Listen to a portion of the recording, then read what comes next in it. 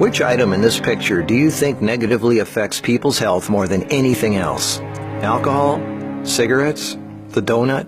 Hamburger? Sure, they're all pretty bad for you, but most people know that and at least try to limit their intake somewhat to these items, even a little bit. But it's the things we don't think about that can really cause damage. Things we use every day so regularly we don't even think about how its constant use could actually be killing us. The real culprit is the chair. We were given legs for a reason. Most third world cultures don't even have chairs, and they walk an average of 10 miles a day. We in the modern world, on the other hand, spend most of our entire waking days sitting down. People go right from bed to sitting on the toilet, after which they sit at the breakfast table, then they sit in a car as they drive to work and spend the entire day sitting at a desk, only getting up to sit in the toilet and in the cafeteria. Then they sit in the car to drive and sit at the local bar for happy hour. Then when they've had enough of that, they go drive home and spend the rest of the day sitting in a comfortable chair watching TV before they crawl to bed to recover from all the physical exertion that day. And when people go out, they sit at a restaurant or a movie theater. Sitting all day is far worse for you than you might think. A 2010 American Cancer Society study following over 123,000 people from 1993 to 2016 found these alarming results. People who were inactive and sat for over 6 hours a day were 94% more likely to die during the time period studied than those who were physically active and sat less than 3 hours a day.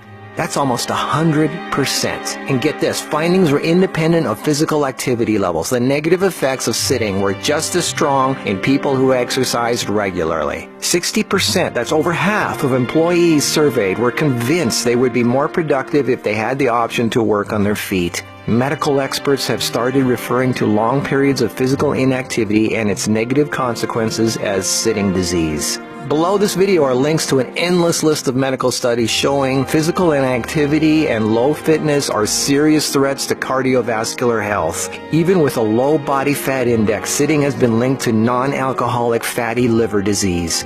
Studies showing differences in brachial and femoral artery responses to prolonged sitting. Studies showing reducing sedentary time may protect DNA. Sedentary lifestyle has been linked to depression. How sitting less increases muscle mass. Multiple studies linking diabetes to inactivity and sitting. Cells in idle muscles don't respond well to insulin, so the pancreas produces more and more, leading to diabetes. And how 5 minutes of standing every half hour can improve glucose metabolism and really help postmenopausal women who are pre-diabetic. Blood pressure drops when standing compared to sitting. A Cornell University study found that sitting more than 1 hour induces biochemical changes in lipoprotein lipase activity, that's an enzyme involved in fat metabolism, and glucose metabolism, leading to deposits of fats in adipose tissue rather than being metabolized by muscle, and increases heart attack risk, coronary heart disease, and kidney disease. This happens in both fit people who do regular aerobic activity and also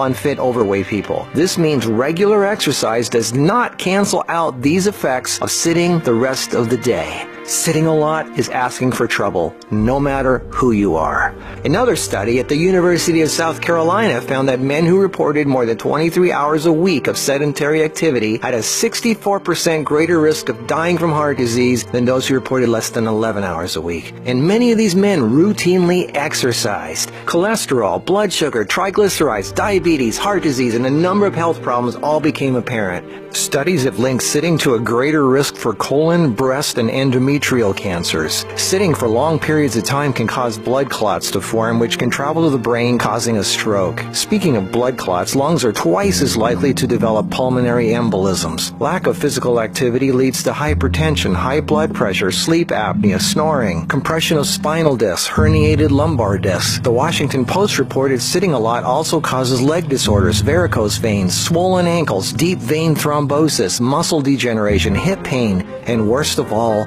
a limp, sagging rear end because the glute muscles not only don't get used, circulation is cut off from the weight of the whole body pushing down on it. Medical News Today announced that our chairs are slowly but surely killing us.